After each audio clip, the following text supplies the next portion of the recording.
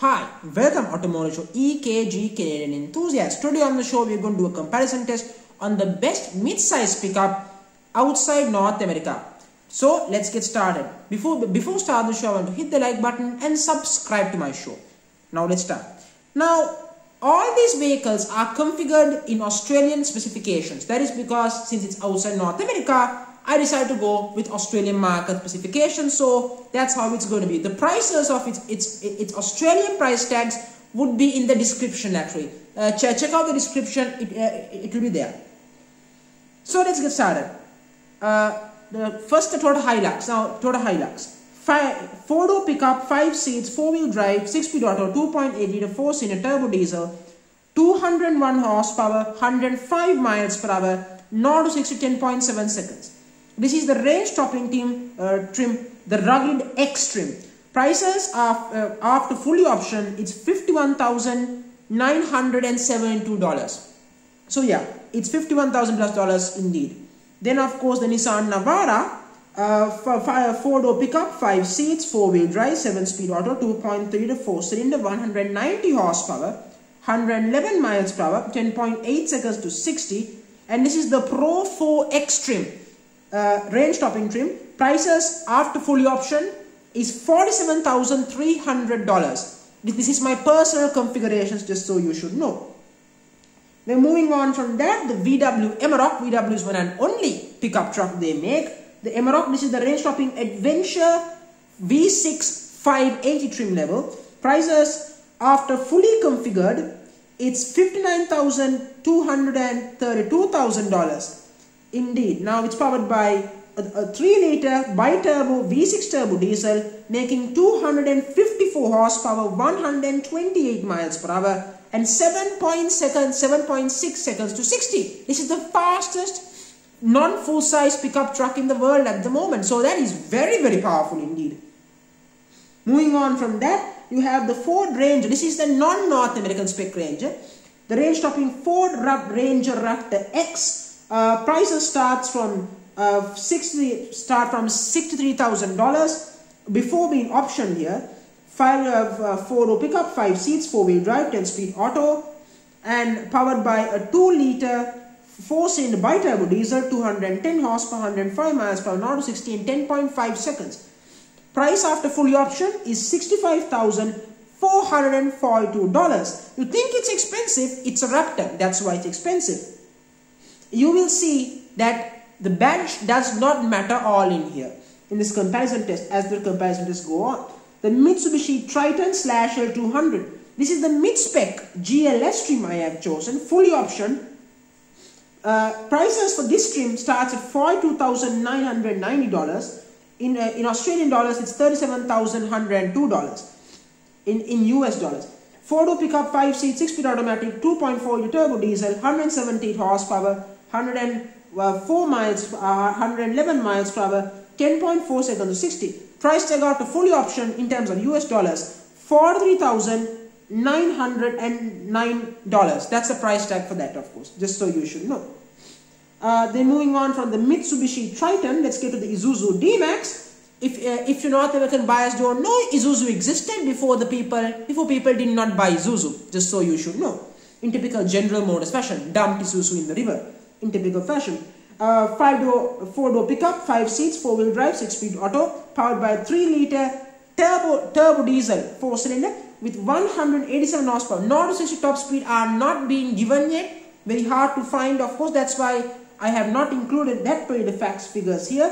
Price starts from $48,909 before options. After fully loaded, this is the range of the X terrain trim here. $52,590. So that's a bit expensive, but that's the price it is. That's after the conversion of Australian dollars to the US dollars. Then of course the Mazda BT50. Mazda's only pickup truck they sell, just so you should know. Before, the previous Mazda B50 was based on the non-North American spec Ford Ranger, just so you should know. It's the mid-spec GT trim level. GT in a pickup truck is weird. 4-door pickup, 5 seats, 4-wheel drive, 6-speed automatic, 3-liter 4-cylinder turbo diesel, 187 horsepower. 0 to 60 again not given, just so you should know. Prices after fully loaded it's $57,401. I have $15,000, 15,000 US dollars worth of optional extras in this vehicle that I have included in the configuration. You can have this for much less, but my configuration might prove a big point in this vehicle. Why the badge and newness doesn't really matter. I will prove that. So on that notion, now let's get started. Now let's start with the daily category, what really matters. In terms of interior, the VW Amarok is the best, 10 out of 10 despite it's 10 years old. Then the Nissan Navara, after the facelift, it has raised its game, 9.5 out of 10. Then the new Mazda BT50's interior is fantastic despite being identical for Isuzu, 9 out of 10. Then the Isuzu's interior is astonishing. Astonishing comeback by Isuzu, 8.5 out of 10. Then of course the Hilux gets 8 out of 10, that's a shocker. And then of course the Ford Ranger, 7 out of 10. It's the least in terms of interior design in my mind. And the L200, 7.5 out of 10, just so you should know. Then in terms of technology, these are not super techy, but to get the point. Navara, 10 out of 10. Ford Ranger, 9 out of 10. D-Max and BT50 each get 8.5 out of 10. Hilux, 8 out of 10. VW, 7 out of 10. And the Mitsubishi gets 7.5 out of 10. In terms of technology. Then in terms of practicality, space in the back and space in the truck bed, in those factors combined, the Amarok is the best, 10 out of 10. Navara, then Navara gets, just to fix my error, the Nissan Navara gets 10 out of 10 and the VW gets 9 out of 10. Then of course the Ford Ranger gets 8.5 out of 10. Practicality, 7.5 out of 10. And then the D-Max and the both Mazda both get 7.5 out of 10. Then the Hilux, 8 out of 10. Then of course the L200 gets 7 out of 10. So you can see how practicality works in this category actually. In terms of practicality, Mazda and Isuzu are identical vehicles, space and everything else, except for trims and price tags. Just so you should know. In terms of comfort, the comfort is what matters when you use something every single day, like my clothes. I feel very comfortable in that, just so you should know that. In terms of comfort, VW is king, 10 out of 10. Nissan Navara, 9 out of 10. The Ford Ranger, 8.5 out of 10. This is weird. Worst interior, but very, very comfortable, the Ford Ranger. Then, of course, 7.5 out of 10 for the D-Max and Mazda BT50. And the Hilux, 8 out of 10. And the Mitsubishi, 7 out of 10. Ooh, that is very exciting. I will admit that. Then fuel economy. These are diesels. They are all frugal, but there are better ones in between here. 10 out of 10 each for Isuzu and Mazda. Then 9 out of 10 for the Hilux, 8.5 for the Nissan Navara, 8 out of 10 for the VW, 7 out of 10 for the Ranger, 6.5 out of 10 for the Mitsubishi. It's rather odd, but in my mind, it's pretty clear why. In my mind, of course. I could be wrong. Correct me if I'm wrong in the comment section about fuel economy. This is my estimation. I could be wrong. There are real people who own this vehicle. So please tell me in the comment section which one is more frugal than other. Tell me.